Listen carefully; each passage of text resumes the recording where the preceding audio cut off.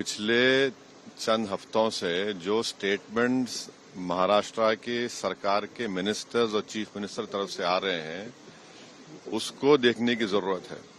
और सबसे बड़ा प्रोवोकेशन तो वो सत्ता में है, गवर्नमेंट में है, और गवर्नमेंट प्रोवोकेटिव स्टेटमेंट्स दे रही है।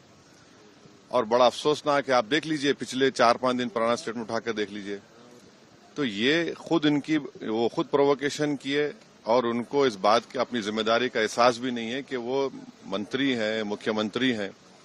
और दूसरी बात यह है कि आपने कई तस्वीर किसी बादशाह के बनाकर जलाए पूरे महाराष्ट्र में, कोई रिएक्शन नहीं हुआ तो आपको तकलीफ हो गई।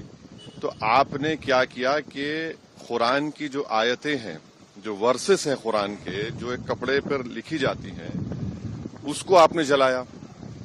और जब ये हरकत हो रही थी तो उसी वक्त जाकर मुकामी वहां के जो मुसलमान और हिंदू लोग थे जाकर कंप्लेन किए डीसीपी को कि इसको रुकवाइए, देखिए ये जो कपड़ा है जिसपे कुरान करीम के आयतें लिखी हैं, वर्सेस लिखी है, मत करिए। जलाया गया, एक्शन नहीं लिए।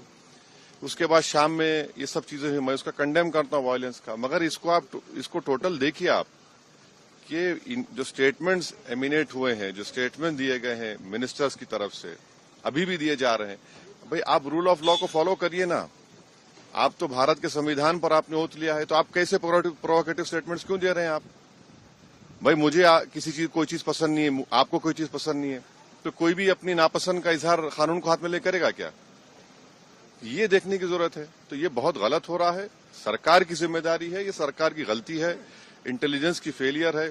उस जगह जहां से महाराष्ट्र के मुख्यमंत्री आते हैं, और ये जो वायलेंस हुआ है हमारे केंद्र मंत्री के घर के करीब है पूरा, ये बड़ी गलत बात हो रही है। सर, हो गया। सर, फडणवीस साहब ने कहा है कि ये बहुत रिग्रेटेबल है, बहुत दुख की बात है कि स्टेट एक्सचेकर से औरंगजेब के कब्र की देखभाल करनी पड़ती है। आप सत्ता में हैं, आपके जो आइडियोलॉजी है उसको बाजू रखिए। आपकी आइडियोलॉजी होने चाहिए भारत का कॉन्स्टिट्यूशन और रूल ऑफ लॉ को अपहोल्ड करना। 6 दिसंबर 1992 को क्या हुआ और उसके बाद सुप्रीम कोर्ट ने उसको एग्रीगियस एक्ट कहा, तो आप देख लीजिए, हुकूमत आपकी है, मंत्री आप हैं, रूल ऑफ लॉ आपको फॉलो करना है और आपको कॉन्स्टिट्यूशन के लिहाज से अपनी हुकूमत चलाना है।